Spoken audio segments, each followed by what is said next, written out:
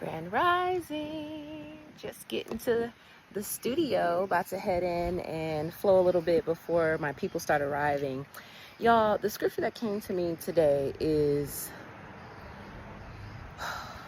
don't get me to quoting it, but where he's saying, my good and faithful servant, you have been faithful over a little bit, and so I'm going to make you ruler over much, over many. You've been good to handle a little bit of what God has given you, and thus God knows now that he can trust you and give you more.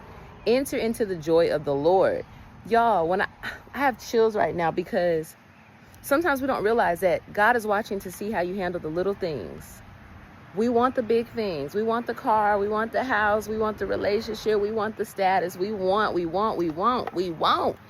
But what are you doing with the small things that are already in your hands? Like, yes, I'm waiting for some new keys, y'all. I'm waiting for some keys to a vehicle. I'm waiting for some keys to a home space that I can call my own. But in the meantime, what am I doing with the keys that I already have? How am I managing what is already in my possession, in my management? Because that's what God really, nothing is ours. It's all God's. And he's just watching to see how you manage it, right? Like the parable of the talents. The main character in this story, let's just say, is God, and he leaves each person with a talent, each servant with a talent. And in this, let me put my backpack down. Hold on, hang my purse there. Put my water down. I need to free up my hands so I can talk to y'all. Okay, so in this parable, there is a master and a servant, right? God is the master of all. The Lord, let's just say Lord, because some people don't like the word master, even though Lord means master. Anyway, so there's a Lord and there are those who are of service to the Lord's kingdom, right? And the Lord is going on a mission. He's going away. And so he leaves his servants with a few things. He leaves one, he gives them one talent or one gift. He leaves another one with 5, and he leaves another one with 2, I believe. And it's just interesting because he goes away. They don't know how long he's gonna be gone. They just know that he's gone, and he's leaving it in their hands to see what they do with it, So when he comes back, he's like, all right, let me see what you got. The one that had one talent or one gift, he's like, all right, you gave me one and I went and multiplied it. You gave me one, I'm bringing back. I made an investment. I now have 3. I don't know the exact numbers. I can't recall right now, but listen to what I'm saying. I multiplied what you left in my hand. The second one, he had 5 gifts. He came back and now he had multiplied it to about 10. And then there was one, no, I think I messed that up. The one who gave 2 and the one he gave 5 multiplied their gifts, their talents. The one that he gave 1, he hid it. He buried it beneath the earth because he didn't want to lose it. Basically, that last one, y'all, had a scarcity mindset, a lack mindset. Because if you know that God has given something to you, the best way that you can show your gratitude for that and of that is to maximize on it. How are you maximizing on the gift that is your life? This one gift of life that you have every single day that you're breathing, how are you maximizing on it? Are you multiplying the gift that is your life, or are you sitting on it? Are you burying it? Are you waiting for something great and wonderful to happen so that you can get by with the bare minimum? What are you doing with what is already in your hands? What are you doing with what you already have? That vision that you have in your mind, are you moving towards making it a reality?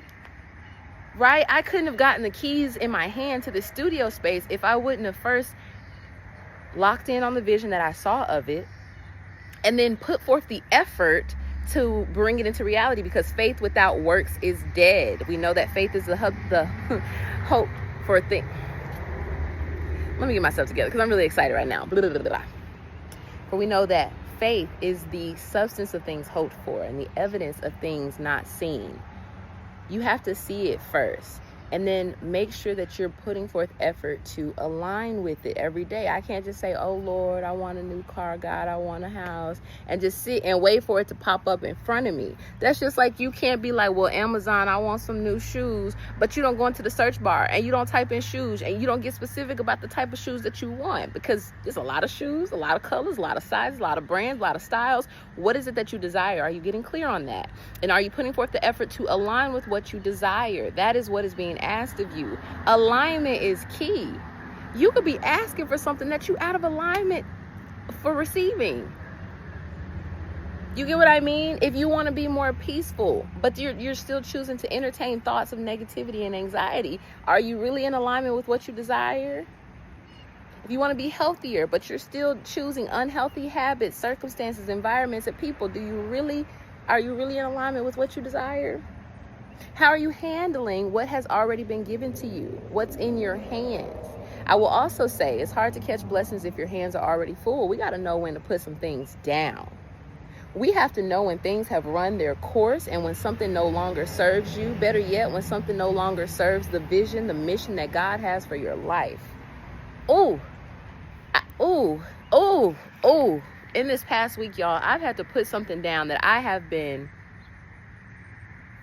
just straddling the fence about in my mind and my heart, battling within myself, warring within myself about what I need to do, even though I know that I already knew all along. But my heart was like, well, but my mind was not at peace. My spirit was not at peace. And we know that the flesh and the spirit are contrary to each other. So I say all that to say, follow peace, choose clarity. Yes, it might be uncomfortable to have those hard, difficult conversations, but if they lead to clarity and they lead to peace, is that not a worthwhile investment? Is that not a necessary step for you to align with what you desire? Because avoiding the confrontation, avoiding the challenging conversation is not doing anything but keeping you stuck, right? Keeping you heavy, keeping you confused. And God is not the author of confusion. I know that this word is for somebody, because I was going to come in here and just go flow, and something was like, okay, God was like, push record. I was just going to say, hey, y'all, grand rising. It's a beautiful day to have a beautiful day. And all this just spilled out. And with a sense of urgency. Oh, my God, my God, my God. I'm so grateful. I'm so grateful. Everything that I'm saying to you is something that I've needed to hear at one point in time, and probably that I need to hear right now. But I want you to remember that your gifts, going back to the parable, your gifts, your talents are not for you. God has put them on the inside of you so that you may share them with the world. There's something that is on the inside of you that somebody needs to hear. Somebody needs to receive. Somebody needs to you don't realize that God blesses us through each other, right? God uses us for blessings. There is nothing that you have that God did not give you. And there is nothing that you can outgive God. And so it is up to us to give everything that has been given to us, to give it away, to multiply it. If I have 2, 5, 10 gifts, it is up to me to not return back with those same gifts, because God's going to be like, so you was just hoarding? You just kept what I gave you instead of giving it away? What is a gift other than to be given? If I have a gift for somebody, but I never give it to them, is it a gift? If I have a gift, but I just keep it for myself, then what is it? Something to consider. But I love you so much. And I pray that you have a beautiful, magnificent, marvelous, wonderful, aligned, and abundant day. Remember that it is up to you to align with the life that you desire and to hold that vibration so that everything else must rise to meet you there, or it will fall away. That's the thing. Don't waver. Do not waver. In this past situation, circumstance that I'm just coming out, I was wavering. I was not standing firm in what I know is aligned with the life that I desire. No more. And we're always going to be tested. We're always going to be presented with opportunities to see if you're about what you really say that you're about. Because it's easy to say it. It's easier in theory. It's easy to read something in the textbook and be like, oh yeah, that makes sense. It's easy to read the instruction manual when you get that new fixture that you want to put together. But then when you actually start putting your hands on it, when you actually have to put the work forth, you like, go back to the page. Okay, what was I supposed to do? What part go to what part? And how, when, where?